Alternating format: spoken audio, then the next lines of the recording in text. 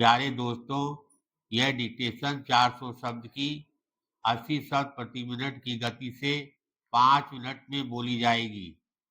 Skill test देने वाले छात्रों के लिए ये अत्यंत महत्वपूर्ण है।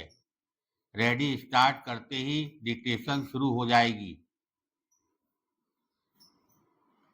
Ready, start.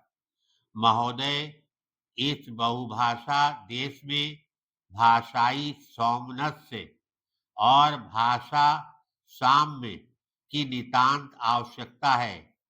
यह ठीक है कि प्रारंभ में संविधान में 15 प्रमुख भाषाओं को स्थान दिया गया है, किंतु यहाँ अनेक उपभाषाएं, बोलियां और उसकी उपबोलियां भी विद्यमान हैं, जिनके साथ जनमानस की भावनाएं जुड़ी हुई हैं। अब 3 भाषाएं और 8वीं अनुसूची में जुड़ गई हैं। अनेक लोगों के लिए ये उनकी उपभाषाएं या बोलियां उनकी मातृभाषाएं ही हैं।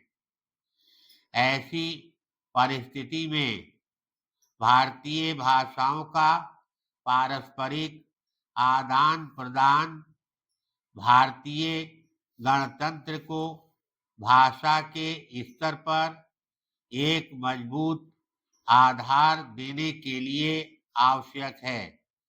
इसके लिए जन मन को आगे आना आवश्यक है।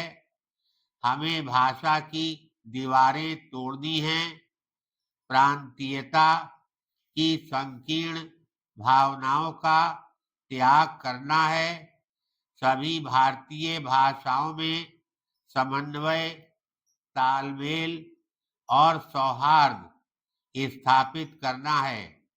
यह ठीक है कि हम अपनी मातृभाषा के प्रति निष्ठावान रहें, परंतु एक कल्याणकारी राज्य के रूप में भारतीय गणतंत्र की सभी भाषाओं का आदर करना और उनमें परस्पर स्नेह और सद्भाव की भावना जगाना प्रत्येक जागरूक नागरिक का कर्तव्य है। यदि हमें विरोध करना है तो अंग्रेजी की झूठी प्रतिष्ठा का विरोध करें। परतंत्रता के दुष्परिणाम के स्वरूप अंग्रेजी जो हमारे मन और मस्तिष्क पर छा गई है, उसका बहिष्कार करें और सभी भारतीय भाषाओं के लिए मन में संकल्प करें। पैराग्राफ। स्वतंत्रता के पश्चात गणतंत्र की गरिमा के अनुकूल राजकाज की भाषा के रूप में हिंदी को बढ़ावा देने के लिए सरकारी और गैर सरकारी स्तरों पर अनेक प्रयास किए गए।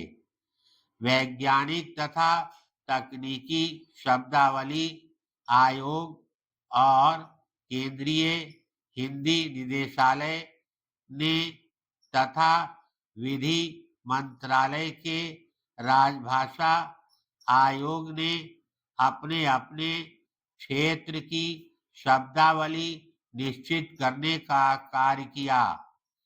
द्विभाषी शब्दकोश और तकनीकी शब्दावली के संकलन बने। केंद्रीय अनुवाद ब्यूरो ने तथा विभिन्न मंत्रालयों में स्थापित हिंदी अनुभागों ने हिंदी के प्रचार और प्रसार तथा शब्दावली के निर्माण का कार्य किया। सरकारी कार्यालयों में प्रयोग में आने वाले साहित्य के हिंदी अनुवाद का काम भी तेजी के साथ किया गया, परंतु शब्दकोश बन जाना, संकलन तैयार कर लिया जाना या अंग्रेजी की सामग्री का हिंदी में रूपांतरण हो जाना ही माध्यम परिवर्तन के लिए पर्याप्त सिद्ध नहीं हुआ। शब्दकोशों या शब्द संकलनों में गढ़े गए अधिकांश शब्द वहीं बंद रह गए और प्रयोग में नहीं आ सके।